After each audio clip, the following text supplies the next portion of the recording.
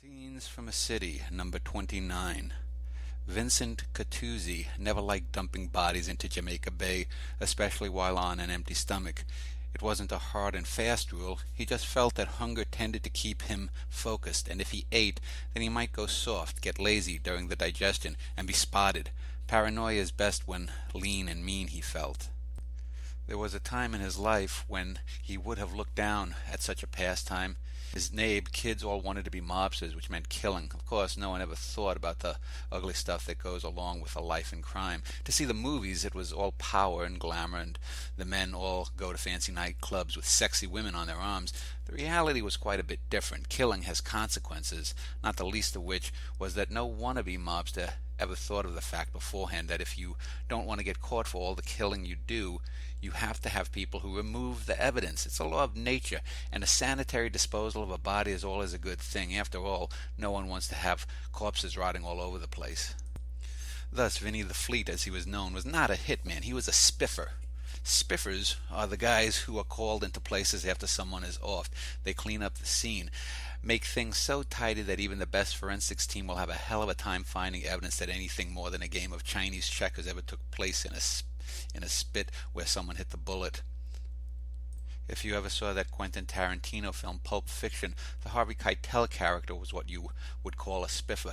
Of course, there's a world of difference between real life and fiction, and Vinny the Fleet, known as that for the speed with which he made things right, was never confused with a big shot actor like Harvey Keitel. "Give me his bankroll, though," says Vinny. "That's all I'd want. I'd do good enough with the broads myself." He says this to Petey Panza, his accomplice, who does all the jobs with Vinny the last 7 years. They are lowering Costa Manuela's body into the goop. Inside 3 weeks, the weighted body will be eaten away by the shit in the bay. Ever seen that first Godzilla movie in black and white where the Japs drop this Alka-Seltzer-like bomb into the ocean and old Godsey ends up a skeleton? Well, that's the sort of what you're left with after a month or so in this goop. That's why the harbor cops are lucky if they've ever found more than 5% of the bodies ever dumped, and that number's only so high because their dumpers weren't pros like me and they didn't pierce the body enough time so no gases start to bloat inside, or they didn't tie and weight the body down enough. It really ain't that hard a task to master.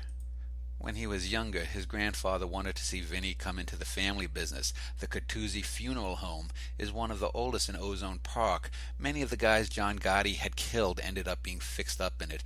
Vinny at first balked, but then found out the skills he had learned in the street could prove of value in the business and vice versa. It was what he called my own fortuity. He really wanted to go into extermination, though, not killing people but bugs. What can I say? I think I was a baby and looking out at the top of my crib railing, and what do I see?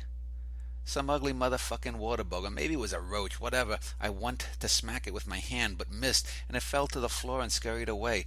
Ever since that moment, that first failure, I think, I wanted to kill bugs. They're so ugly. Then I learned they carry diseases. That just added fuel to the fire, so to speak. I guess I just saw no use for them. Except butterflies. They're useful. And bees, as long as they don't sting you. I like honey with jam and toast. But ants and termites and roaches, I mean, come on. Even the Almighty can fuck up like when he made them little monsters. But family loyalties proved deeper than a lust for killing, so Vinny was soon learning how to do all that was required to plant the dead. The only time he regrets it is when he stiffs a pretty woman or a kid. Otherwise, most of the dead are just a paycheck for him. Of course, I done dealt with far many more stiffs in the real business. I just do this shit as a favor for some of my old pals. It's what you call a courtesy. It keeps us in good with the locals, see? I charge only by the hour, no matter how messy. And if I use bleach or the like, I'm not the kind of man who's looking to make a profit off the death of my fellow man, even if he was a lying motherfucking scumbag. It's just not right. I got scruples, see? Manuela's body is soon gone from sight. The first time I watched the body sink to the bottom, I guess I was 20 or so. I remember it like it was a scene from one of them Italian horror movies from the 60s. I wonder what it would be like if he was still alive and sinking, seeing all you ever known fade from you, and then have the clutches of the seaweeds and all that shit at the bottom of the bay start welcoming you.